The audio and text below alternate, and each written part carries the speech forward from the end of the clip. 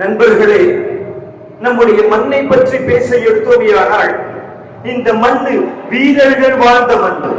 இதை ஆட்சி செய்த எல்லா ஆட்சியாளர்களும் இந்த இந்தியாவை மேன்மைக்கு கொண்டு வர வேண்டும், உயர்த்தி எடுக்க வேண்டும் என்பதற்காக பாடுபட்டவர்களாக இருக்கிறார்கள்.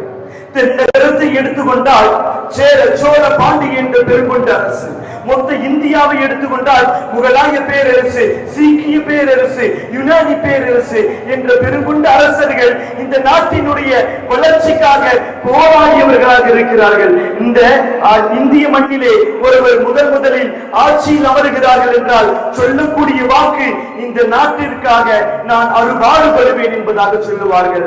கண்மணி நாயகம் ஸல்லல்லாஹு அலைஹி வஸல்லம் அவர்கள் சொல்லித் தருகிறார்கள், அஸ்ஸய்யிதுல் கௌமி ஹாதிமுஹும். ஒரு கூட்டத்துடைய தலைவன் அவனுடைய கிதுமத்தை செய்யக்கூடியவன், அவனுக்கு பணிவிடை செய்யக்கூடியவன் என்பதாக சொல்லித் தருகிறார்கள். நண்பர்களே, அதேதான் இந்த இந்திய மண்ணும் நமக்கு கற்பித்து தருகிறது.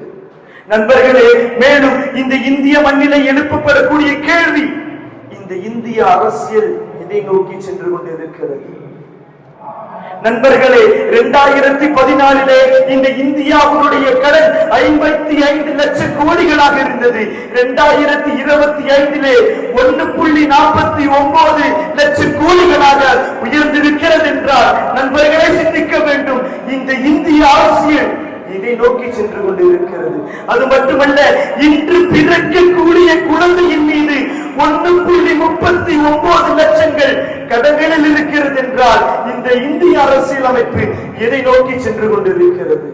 நண்பர்களே, ஒரு சமுதாயத்தை மட்டும் ஒதுக்கப்படுவது, ஒரு சமுதாயத்தின் மீது மட்டும் குறிவைத்து தாக்குவது எந்த விதத்திலும் நியாயமல்ல.